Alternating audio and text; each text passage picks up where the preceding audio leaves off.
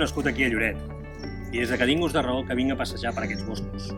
Vinc a córrer i vinc en bicicleta i, sincerament, veient tot el que se'ns ve a sobre, a mi se'm trenca el cor. A Lloret en Comú estem en contra del projecte de la C32. En primer lloc, perquè sabem que no solucionarà els problemes de mobilitat entre Lloret i Blanes. Ja hi ha estudis que així ho certifiquen. I estem en contra també per la destrossa que suposarà per la flora i fauna d'aquest indret. I també, com no, perquè malmetrà el patrimoni cultural que amaguen aquests boscos. I estem en contra per tot el que hi ha darrere d'aquest projecte. La prolongació de la concessió a Abertis, prolongació de la concessió d'una autopista que hem pagat ja més de 25 vegades, per l'especulació amb els terrenys collindants i perquè serà punta de llança del projecte de portar aquesta autopista fins a la Costa Brava Nord i que donarà sentit a la boja urbanització d'espais verges com Calamorís, Catossa, Saguarda, Begur, Cadaqués. Nosaltres no podem permetre que acabin amb la nostra Costa Brava. Aquells polítics que diuen que aquest projecte és per al poble, menteixen. Recolzen aquest projecte només per interessos personals, per acontentar en els seus superiors i per beneficiar les elits econòmiques. Aquells polítics que diuen que aquest projecte portarà riquesa a la vila, menteixen.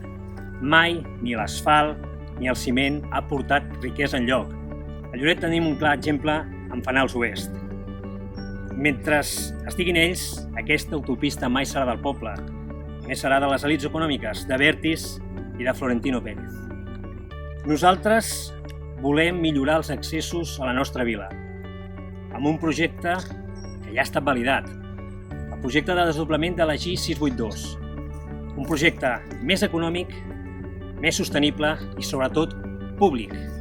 I també, com no, volem actuar sobre la C63, aquesta via que és el principal accés de visitants a la nostra vila, la carretera de Lloret a Vidreres.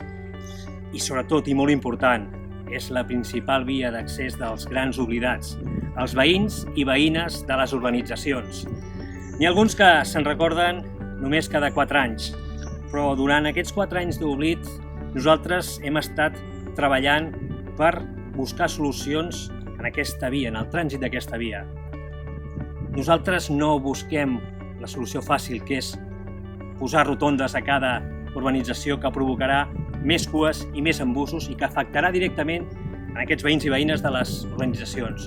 Nosaltres apostem per l'ampliació de carrils i per als carrils d'accés a les urbanitzacions.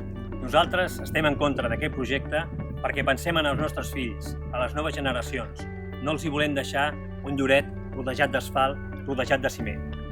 Lluitarem perquè servilistes, especuladors i elits econòmiques treguin les seves mans del nostre territori.